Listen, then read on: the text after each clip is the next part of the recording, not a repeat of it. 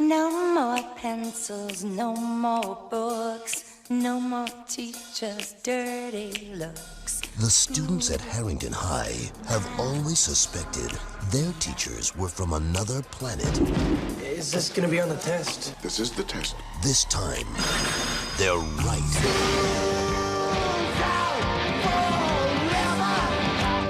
Now, these 6 students won't just question authority. They'll have to destroy it. Critics are calling it hip and scary. A thrilling ride from beginning to end. The Faculty. Please report to the principal's office.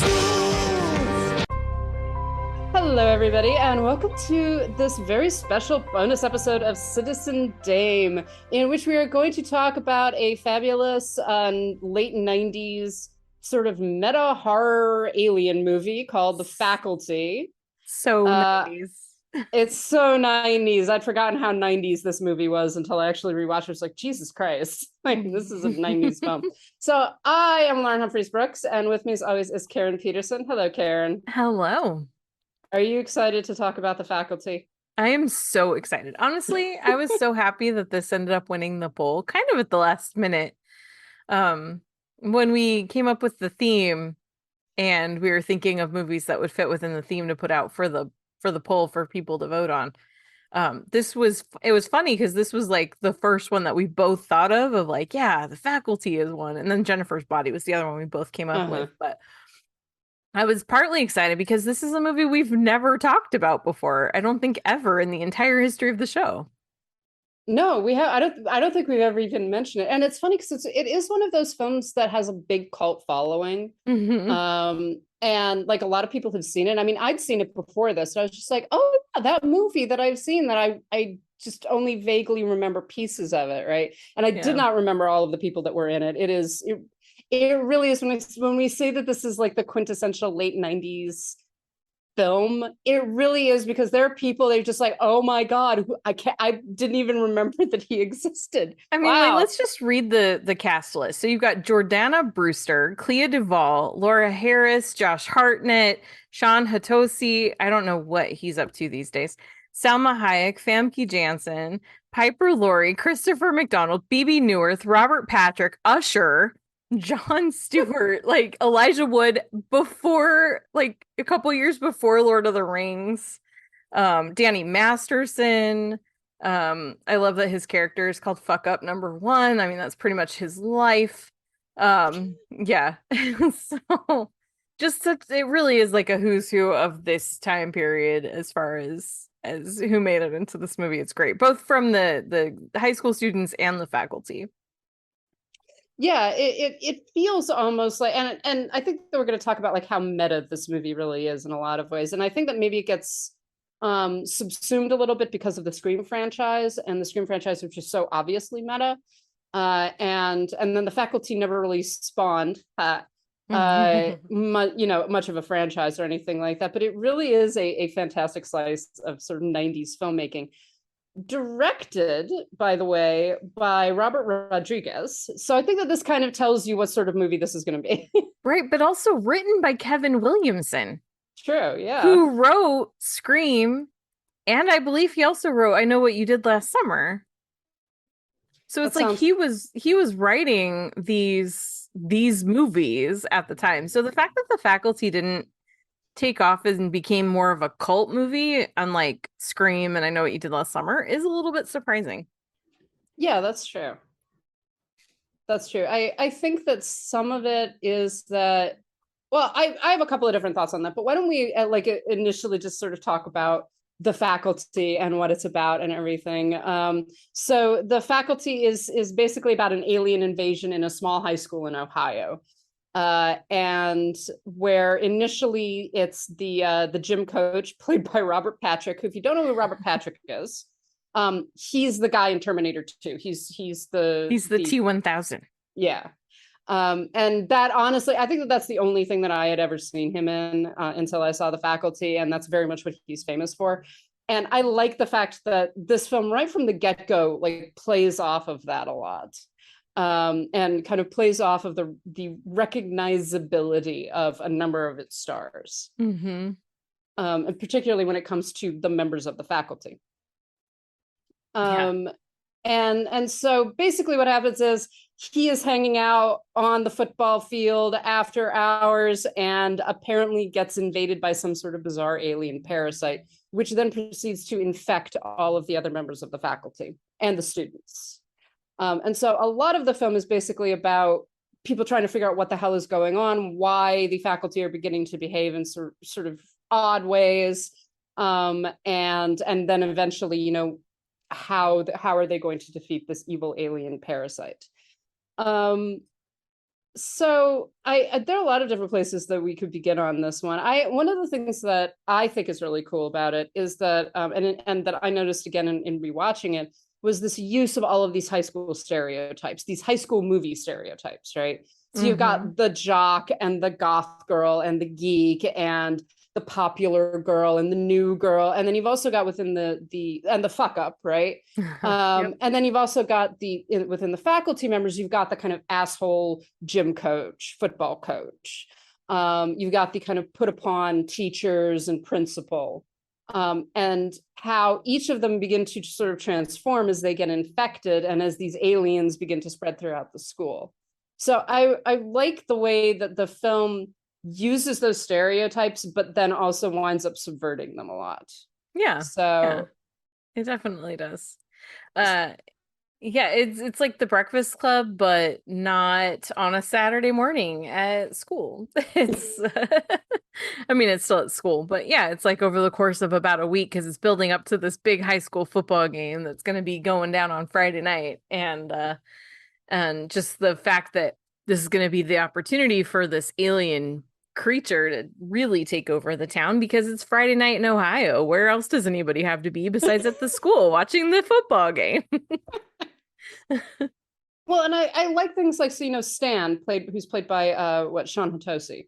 Mm-hmm. And I like the fact that, you know, you get introduced to him and he's like the jock. He's the captain of the football team. He's the quarterback, right? He's everything. And he's basically like, I don't want to do this anymore because everybody is treating me differently because I am a jock.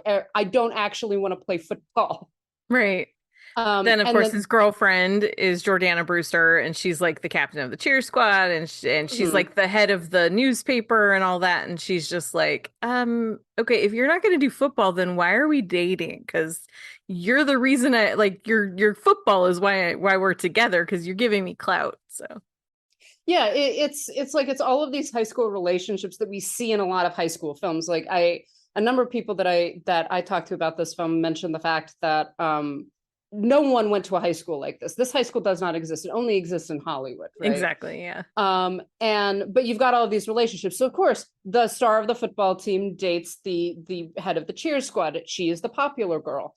But interestingly enough, she's also the head of the school newspaper. Right. And when she begins changing, or when they begin questioning, like if she's changing, she winds up having to wear glasses and things like that. So it's a lot of these like kind of interesting little transformations and humanizations as well, where it's essentially saying like, you were all of these stereotypes. That's how you know she's become serious, is because she's wearing glasses now. By the way, we should probably mention that we're not pretending that you haven't seen this movie. If you're listening to this episode, we're going to spoil the crap out of it. So we're going to assume that you've watched it, or at least that you don't mind spoilers for it, because we're going to talk about very specific stuff. Yeah, and so they actually begin suspecting that her or Stan are have transformed, have changed. Right. Because they're acting differently. It's just like, well, you're the jock and you suddenly don't want to be a jock anymore. How is it that that's happening? You know, all of that kind of thing. So you get there's also the transfer student that nobody knows. Yeah. Mary Beth. Mm-hmm. Mary Beth, right? Who is but again, it very much the kind of, she's the sweet new girl kind of thing, where she's trying to be friends with everybody. And initially you're like, and you know, we'll definitely talk about the ending, but initially it's it's like, oh, she's fulfilling the stereotype. She's And just then as trying the to film, fit in. Mhm. yeah, and then as the film goes on, all of them begin subverting their stereotypes. Clea Duvall, everybody thinks that Clea Duvall is the lesbian. Right. And Because she's there's like, been those no. rumors about her. Yeah. Yeah.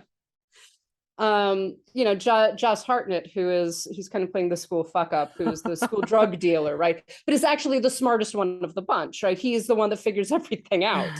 Well, and like you see those glimpses, like when he's in the English class and his teacher is Famke Janssen, and he makes some point about the whatever novel they're reading. Now I can't think of what it is. And it's just like, wait, this kid who makes all the drugs and sells them, like, and is also selling stuff to teachers at the school, because Mhm. this is just a thing that happens, is actually a pretty smart person.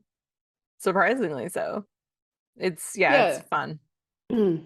Yeah, exactly. So you get all these great subversions, I think, of the different high school stereotypes and the high school stereotypes that, exist within these kinds of films, basically. And then basically everybody comes together, all of the different stereotypes essentially come together in order to defeat this alien parasite. Because you basically need one from each group. That's just how it works. Exactly. Well, I mean, even the way that they're introduced, right? Like when we see, Zeke and and now I'm like Stan, yeah, with like a fancy title card and like a freeze frame and stuff.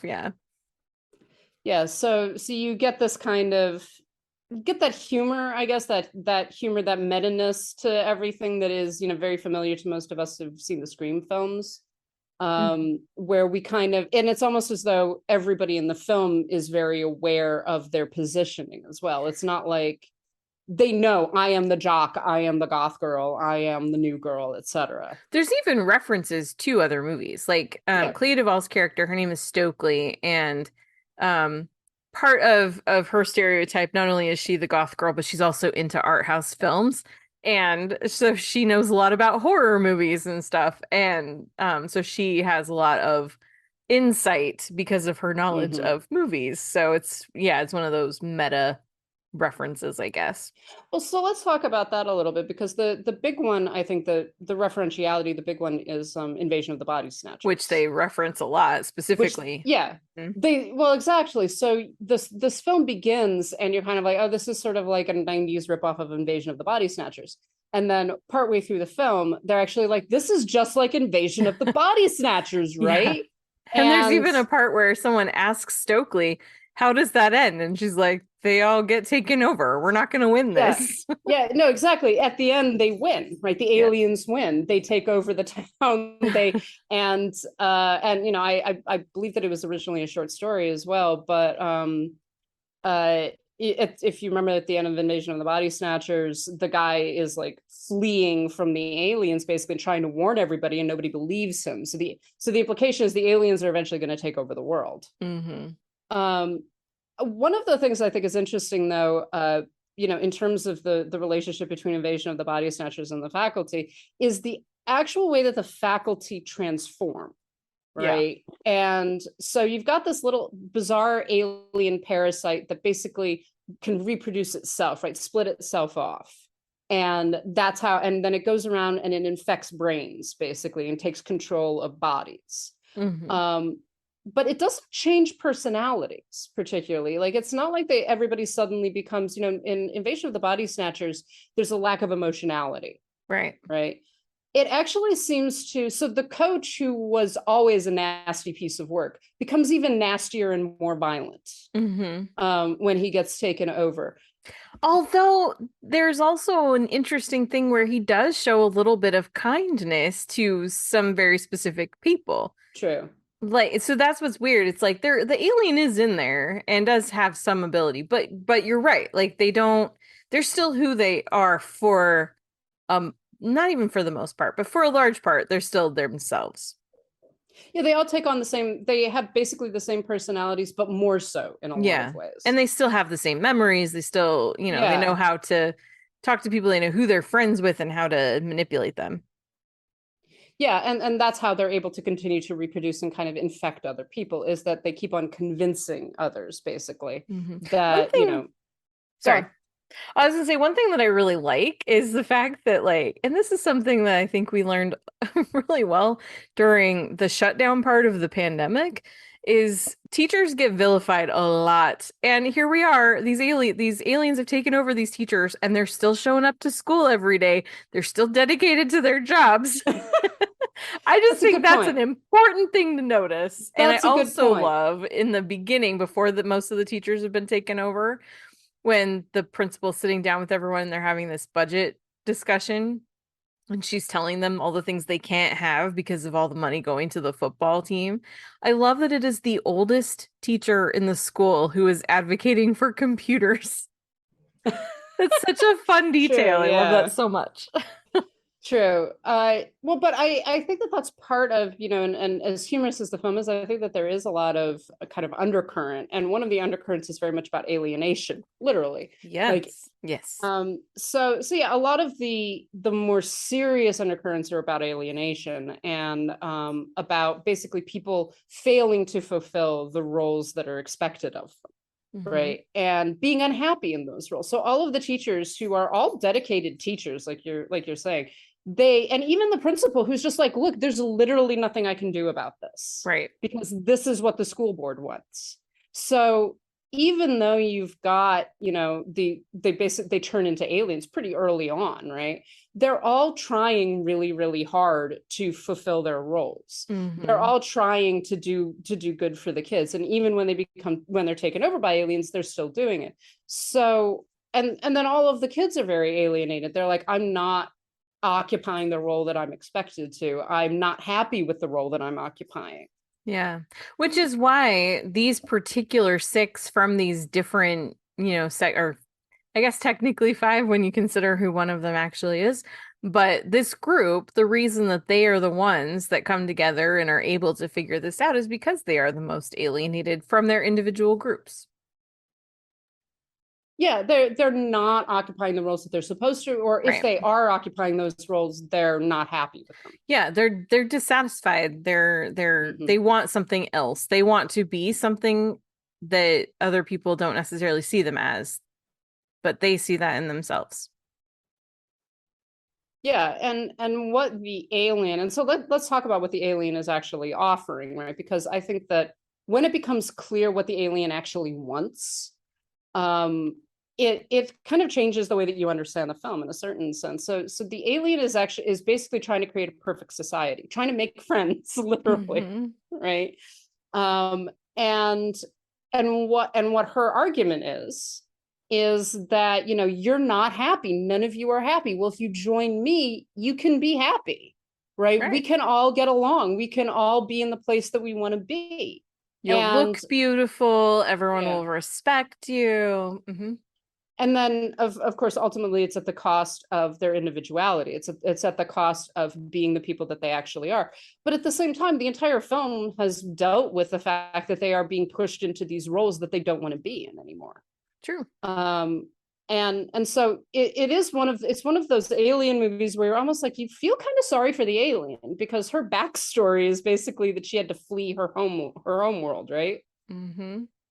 And was lonely and came to new school, and was trying to make friends and wanted to make everybody happy and wanted everyone to be friends with her, and ultimately did that and went about it the wrong way. Let's face it. But I really just was lonely, essentially, wanted to make friends and wanted to be close to people and wanted to make other people happy. Yeah. So let's see. So she's as I mentioned, she is literally an alienated teenager. And she's trying to kind of it's an interesting dichotomy, because she's trying to make everyone happy, but by making them conform, by making them all the same thing, basically. Yes. So any other thoughts on that, Karen? No. No, I think you said it perfectly. I don't have anything to add. I'm sorry. All right, well, let's talk about the aliens. So it's Mary Beth. It is Mary Beth. The new Spoiler alert. It's the new girl. And honestly, who has a pretty impressive backstory. Like Yes, she she's does. really thought this through. Which makes me wonder, like, did Mary Beth exist at some point, or did she just spend that much time studying humans that she was able to come up with that? That is a good question, because she's definitely inhabiting a human body, Yes. right? But she's also able to transform into the gigantic alien creature. And the way that it plays off, this isn't a creature that has taken over someone. Like, she is fully this person. So that's why I'm like, did she kill Mary Beth? Like the real Mary Beth? Like what happened there, you know? You've been listening to our special bonus episode, The Faculty. To hear the rest, go to patreon.com/citizendame and subscribe.